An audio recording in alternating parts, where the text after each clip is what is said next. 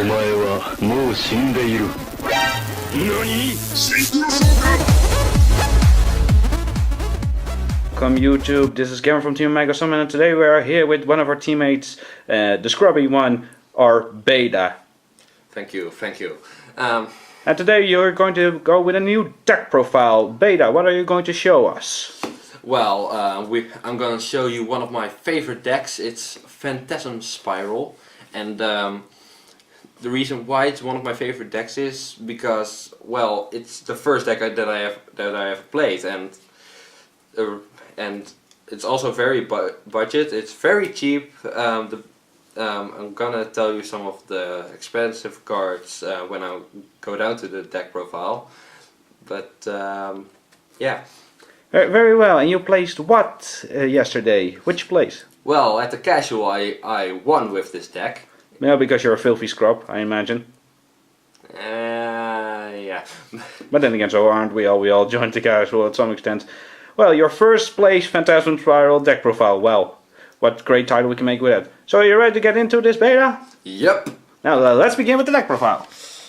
Alright, so for the deck profile, the first thing, this is your boss monster. You play two Phantasm Spiral Dragons. This is the main monster that you're gonna summon with the in this deck. It's the reason why I have it at 2 and not at 3 is because I find 3 not very consistent, and you brick more often when you play 3 of them. So 2 is fine because something that I'm gonna tell you later. Then I play 3 Megalo Smasher X. Megalo Smasher X is a really great vanilla, so are the others, but this one is even better because it's a dinosaur. You can, if you're going into the X deck, you can make dinosaur X's, which are really good. For the rest of the normal monsters, I just play 3 Alexander Dragon and 2 Mystical Shell Dragons to top it off for the vanillas. Pack monsters, I only play 2. That is Rescue Rabbit and of course Rescue Rabbit. It's one of the best cards for summoning normal monsters. But you can play 1 or 2. I prefer it at 1. It's better, I think. And then I also play a hand trap. I play Ghost Ogre, but you can also play Ash or Veiler if you're on the budget. So it doesn't really matter which one you play if you just play something to keep you safe. Then for the spells, we've got your the playmaker of the deck. It's the Phantasm. Pacifist the Phantasm City. A mouthful, but the reason always at 3. Its effects are great. There's because it searches your entire deck. And just if you summon a normal monster, which are plenty of in this deck, and you can and if your opponent activates a card effect, you can just summon a token, and if you do it on your opponent's turn, then you just get an extra search. For the equips, I play 2 crashes, 2 grips, and 1 wave.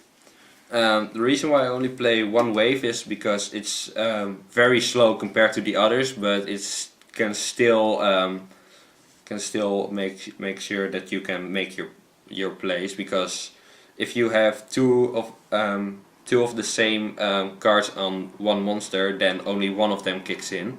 But this one makes sure that you don't have that problem, because this one is at the end of the battle phase, while these ones happen when you do damage or if you destroy a monster.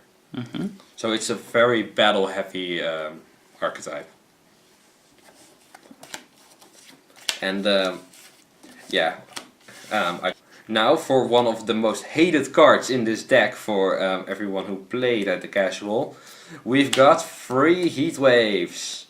For the people who don't know what this card does, it basically shuts down any deck that isn't a normal monster deck.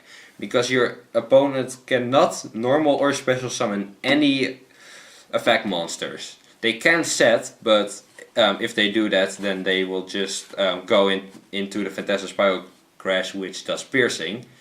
So, and if they can't do anything because they have high level monsters, it will just shut down their deck, and you just gain a free extra turn where your opponent can't do anything. Then we play 3 Terraforming. The reason, well, of course, Terraforming, because the field spell is the most important card in your deck. So running Terraforming is one of the best choices that you have. I've seen people play Metaverse, but I don't think it's worth it. Then I play 2 Unexpected Dice.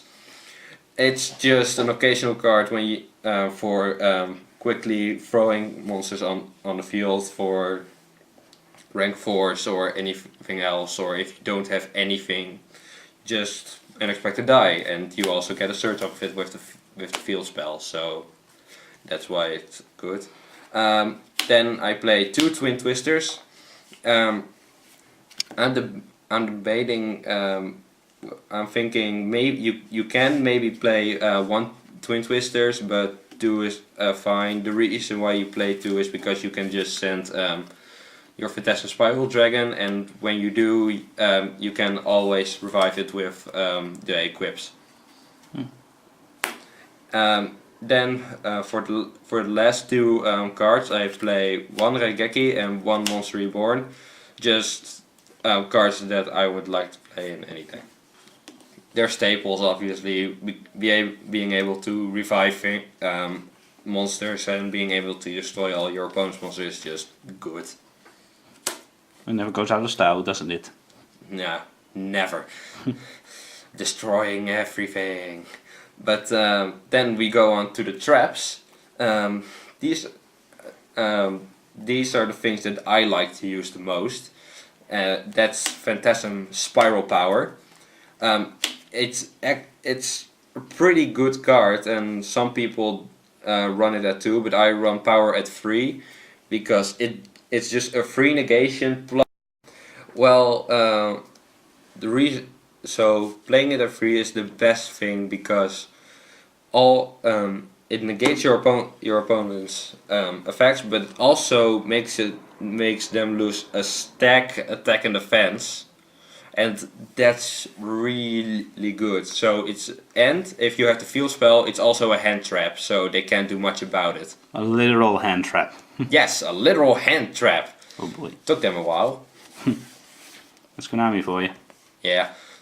Then the other hand trap that I play at 2, Phantasm Spiral Battle. This is just a free destruction of a card, as long as you have a normal monster. And you can activate it during both players' turns? Yep. From the hand? Yes. Oh boy.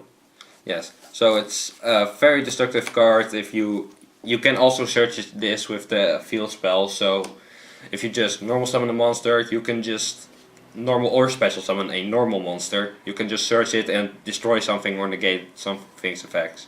Then for one great card in this deck is Skill Drain. You only run 2 effect monsters in this deck, so negating everything on the field doesn't affect you when it comes to monsters.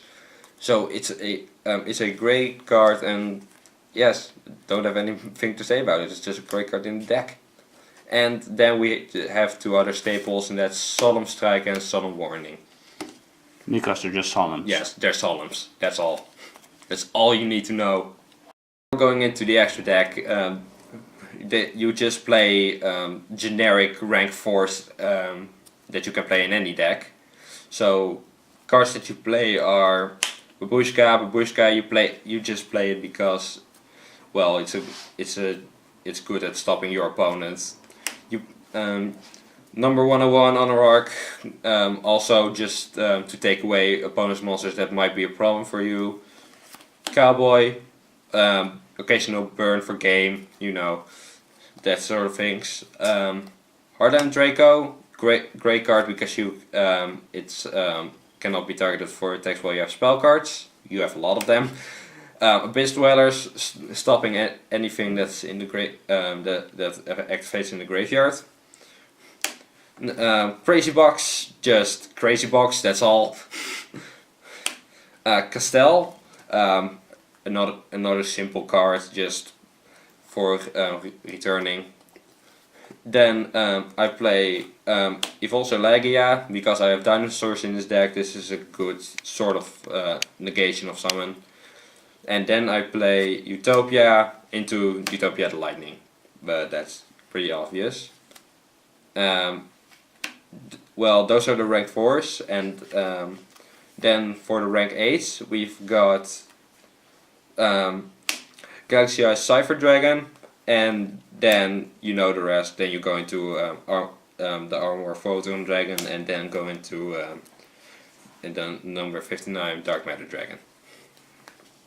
So these are the XCs. Another thing that I have to say about the rank 8s, about the whole extra deck, you don't really need them, because for the reason that your deck is mostly comprised of having normal monsters and nothing else for the traps, and the traps are very good, so I don't really use the extra deck that often. Then for the links, we only run 2 links, and that's Link Spider. Two link monsters, nothing else. The reason why you play the Link Spider, well, you need a normal monster, and it summons normal monsters. It's just for swarming the field. And that's pretty much all. Well, thank you, Beta, for that interesting deck profile. Yeah, I hope you can help people with your average style deck. Yeah, it's a great deck, so yeah. I hope that people learned from this, that they will be able to make their own versions of the deck, and yeah. Very well, everyone, thanks for watching. Beta, thanks for showing us the deck profile. Until our next deck profile, this was Team Omega Summon, and don't forget, praise the Omega.